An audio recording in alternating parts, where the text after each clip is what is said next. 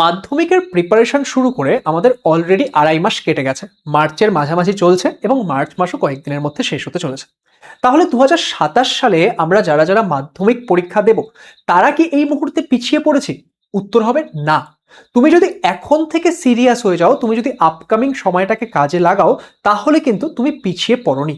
আর যারা যারা এতদিন ধরে ভালো করে পড়াশোনা করে এসছো তারা তো অলরেডি একটা ট্র্যাকে রয়েছেই। তো তোমার কি সিচুয়েশন সেটা কমেন্ট করে জানিও। কিন্তু এই মুহূর্তে আজকের এই ভিডিওতে আমি এমন কিছু বিষয় নিয়ে কথা বলতে চলেছি যেগুলো কিনা স্টুডেন্টরা সাধারণত ভুল করে থাকে তাদের মাধ্যমিক প্রিপারেশনে, এবং এই ভুলগুলো তাদের কিন্তু মাধ্যমিকের যে রেজাল্ট সেটাকে হ্যাম্পার করতে পারে।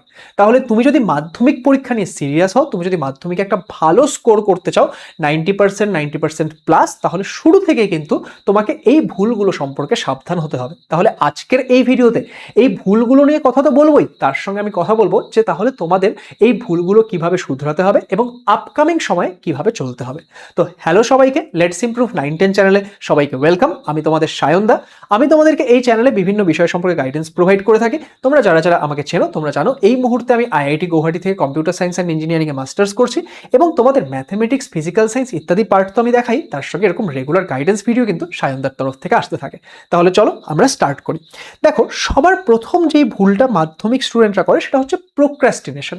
প্রোক্রাস্টিনেশন মানে কি বলতো? প্রোক্রাস্টিনেশন মানে হচ্ছে আমরা বলি না যে থাক আজকে ভালো লাগছে না কালকে করবো, কালকে আবার বলি যে ঠিক আজকে আর ভালো লাগছে না পড়তে, পরশু দিন থেকে পড়বো।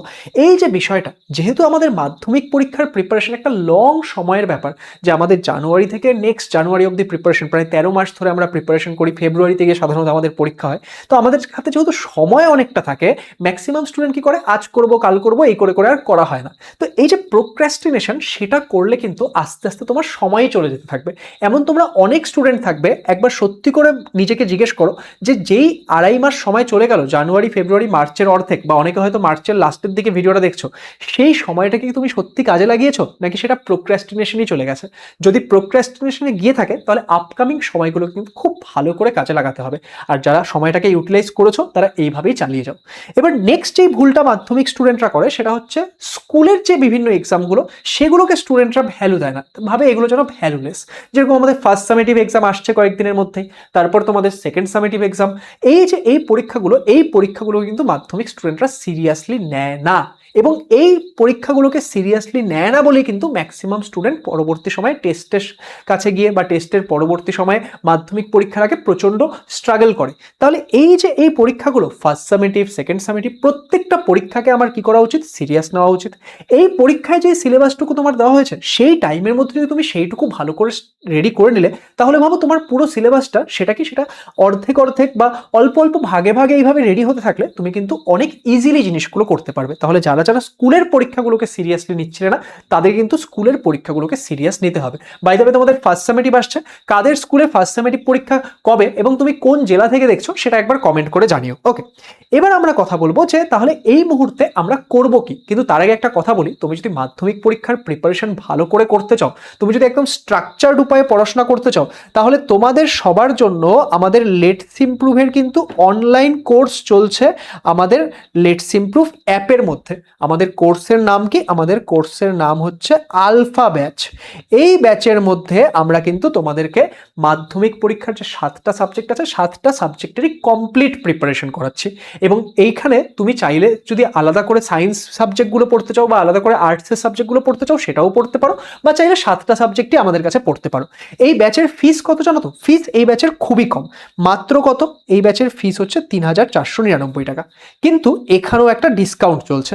তোমরা মাত্র 2,199 টাকায় আমাদের এই ব্যাচের সমস্ত ক্লাস পেয়ে যাবে। এটা জাস্ট একবার ফিস পেমেন্ট, মাসে মাসে কোনো পেমেন্টের দরকার নেই। তুমি একবার ফিস পেমেন্ট করবে, এই ব্যাচে যত ক্লাস করানো হবে তুমি সব দেখতে পারবে। তাই যারা যারা এখনো আমাদের ব্যাচে ভর্তি হওনি, আমাদের যে app let's improve app download করে কিন্তু আমাদের এই ব্যাচে ভর্তি হতে পারো। বা তোমার যদি কোনো রকমের প্রশ্ন থাকে তাহলে তুমি আমাদের হেল্পলাইন নম্বর 8918516110 আমাদেরকে কন্ট্যাক্ট করতে পারো। আমাদের টিম থেকে তোমাদেরকে গাইড করে দেবে। এবার এবার কথা আসছে তাহলে এখন আমরা করব কি। দেখো, আশা করছি যে তোমরা সবাই মাধ্যমিক পরীক্ষা নিয়ে সিরিয়াস, তাই তোমরা ভিডিওটাকে এতখানি অবধি দেখছো। তাহলে এই সিরিয়াসনেসটাকে কাজে লাগাতে হলে সবার প্রথমে আমাদেরকে সেট করতে হবে টার্গেট, যে আমরা মাধ্যমিক পরীক্ষায় মিনিমাম এত নাম্বার টার্গেট করে চলছি। এবার দেখো, এই টার্গেট বিভিন্ন স্টুডেন্টের বিভিন্ন রকম হতে পারে। কারোর হয়তো টার্গেট হতে পারে যে আমি 500-র বেশি নাম্বার তুলে দেখাবো, ঠিক আছে। কারোর হয়তো টার্গেট হতে পারে যে আমি 650-র বেশি নাম্বার তুলবো। কারোর হয়তো টার্গেট হতে পারে আমি 600 নাম্বার তুলবো। তো এরকম বিভিন্ন স্টুডেন্টের বিভিন্ন রকম টার্গেট থাকতে পারে। অ্যান্ড সেই ক্ষেত্রে কেউ যদি মানে একটা পার্টিকুলার মার্কস টার্গেট করছে, তাকে কিন্তু সেই অনুযায়ী পড়াশোনা করতে হবে। অ্যান্ড তুমি তোমার জন্য কত টার্গেট সেট করছো সেটা না হয় একবার আমাদেরকে কমেন্ট করে জানিও। ওকে, তাহলে সবার প্রথমে এখানে তুমি তোমার জন্য একটা টার্গেট সেট করো যে মাধ্যমিক পরীক্ষায় আমি এই নাম্বারটা পেয়ে দেখাবো। আমি নিজের সঙ্গে আজকের থেকে চ্যালেঞ্জ নিচ্ছি যে ইয়েস আমি করব অ্যান্ড আমি করে দেখাবো। নেক্সট, আমি শুধু টার্গেট সেট করলেই তো হবে না। আমি তো বলতেই পারি যে আমি মাধ্যমিকে 700-র মধ্যে 700 পাবো, তাহলে শুধুমাত্র বললেই তো হবে না, টার্গেট সেট করলেই হবে না, সেই অনুযায়ী আমাকে পড়াশোনা করতে হবে। তাহলে পড়াশোনা করতে হলে আমাদের কি লাগবে? আমাদের লাগবে হচ্ছে একটা প্ল্যান। কি প্ল্যান লাগবে? যে আমরা কোনটা আগে পড়বো, কোনটা পরে পড়বো, কতদিনে গিয়ে আমরা সিলেবাস শেষ করব, কতদিনে আমি কিভাবে কি করব, সেটার একটা ওভারভিউ প্ল্যান আজকের ভিডিওতে আমি তোমাদের দিয়ে দেবো। কিন্তু তোমাকে কিন্তু প্রত্যেকটা সাবজেক্টের জন্য আলাদা আলাদা করে প্ল্যান তৈরি করতে হবে। কারণ কোনো সাবজেক্ট ধরো তুমি একটু বেশি পড়েছো, কোনো সাবজেক্ট তোমার একটু কম পড়া হয়েছে, কোনো সাবজেক্টে হয়তো তুমি ভালো করে পারো, কোনো সাবজেক্ট হয়তো তোমার উইক, তাহলে যেই সাবজেক্ট উইক সেখানে বেশি সময় দিতে হবে। তাহলে এইভাবে করে তোমাকে একটা প্ল্যান রেডি করতে হবে যে আমি কবে গিয়ে কি করব, এই মাসে আমি কি করব, পরের মাসে কি করব, এরকম একটা প্ল্যান কিন্তু লাগবে। আর নেক্সট, আমি টার্গেট সেট করলাম, প্ল্যান বানিয়ে নিলাম, কিন্তু সেই প্ল্যানটা যদি আমি ফলো না করি, আমি যদি এগেইন প্রোক্রাস্টিনেশনই করতে থাকি যে আজকে প্ল্যান বানালাম, থাক কালকের থেকে পড়বো, কালকে তো প্ল্যান বানিয়েছিলি, এক কাজ করি আজকে একটু ঘুরে আসি, বন্ধুদের সঙ্গে দেখা করে আসি, কাল থেকে শিওর স্টার্ট করবো, এরকম করলে কিন্তু হবে না। তোমাকে কি করতে হবে? রেগুলার স্টাডি করতে হবে, তোমাকে একদম রেগুলার পড়াশোনা করতে হবে। তোমাকে বলছি না যে তুমি দিনে 15 ঘন্টা পড়াশোনা করো, 12 ঘন্টা পড়াশোনা করো, প্রয়োজন নেই।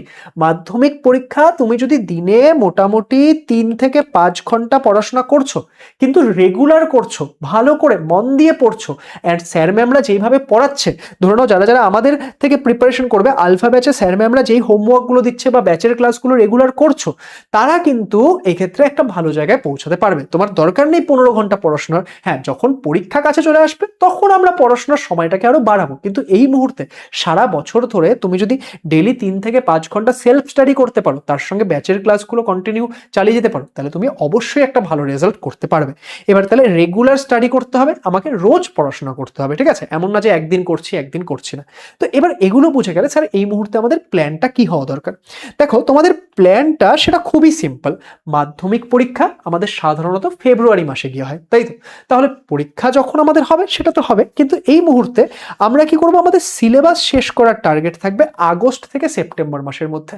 যে তোমরা কেউ যদি যারা যারা জানুয়ারি থেকেই ভালো করে স্টার্ট করেছো, তারা টার্গেট নিয়ে চলো যে জুলাই মাসের মধ্যে, ম্যাক্সিমাম আগস্ট মাসের মধ্যে শেষ করে নেবে। কিন্তু যারা এখন স্টার্ট করছো, তারা সেপ্টেম্বর অবধি তোমরা টাইম নিতে পারো, যে সেপ্টেম্বর বা পুজোর আগে আগে কিন্তু আমরা সিলেবাস কমপ্লিট করে দেবো, ঠিক আছে?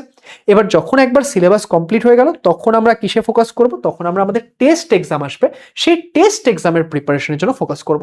And once test exam is done, তখন কিন্তু আমরা পুরোপুরি নিজেদেরকে মাধ্যমিকের জন্য রেডি করতে লেগে পড়বো। তাহলে এই হচ্ছে আমাদের ওভারঅল প্ল্যান, অ্যান্ড এই প্ল্যান অনুযায়ী তোমরা যদি চলো, তাহলে দেখবে তোমরা কিন্তু মাধ্যমিক পরীক্ষায় গিয়ে একটা ভালো স্কোর করতে পারবে। তাহলে তোমাদের সায়নদার তরফ থেকে সবাইকে অল দ্য বেস্ট, সবাই ভালো থেকো অ্যান্ড ভালো করে পড়াশোনা করো।